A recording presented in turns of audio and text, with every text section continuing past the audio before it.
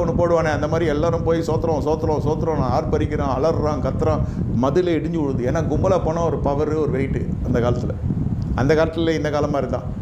தனியாக நில்றான்னா நிற்கிறதுக்கு பயம்.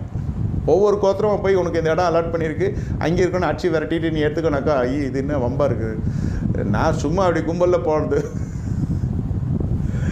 சில பேரெல்லாம் ரொம்ப அப்படி இப்படின்வான், நான் பிசாசு இது பண்ணேன் அது பண்ணேன் இது பண்ணேன்னுவான். இருட்டில் அப்படி தனியாக ஒன்றுக்கு போயிட்டு வாடான்னா அவன் பயப்படுவான். இருட்டாக இருந்தாலே போக மாட்டான். அப்புறம் எங்கே ஒன்றுக்கு, அவன் பயத்திலே ஒன்றுக்கு வந்துடுவான். அந்த மாதிரி மற்ற கோத்திரங்கள் என்ன சொல்கிறேன், எதுக்குள்ள அவங்ககிட்ட சண்டை எடுத்துனா அடிச்சு விடுவான். சண்டைன்னா என்ன, கத்தி எடுத்து சண்டை பண்ணால் தானே, அதெல்லாம் நம்மளுக்கு பழக்கம் இல்லை. அது உன வனாந்தரத்தில் பயன்படுத்தினார் கர்த்தர். ஐயோ அதெல்லாம் வேணாம். அதனால தான் நியாயாதிபதிகள் எழுதப்பட்டது 3ஆம் அதிகாரத்தில், யுத்தம் என்றால் என்னவென்று தெரியவில்லையே, அதை உனக்கு பழகுவதற்கு தான் நான் உன்னை நடத்தினேன் எழுதப்பட்டிருக்கு. வேணாம் ஐயா, சோதனை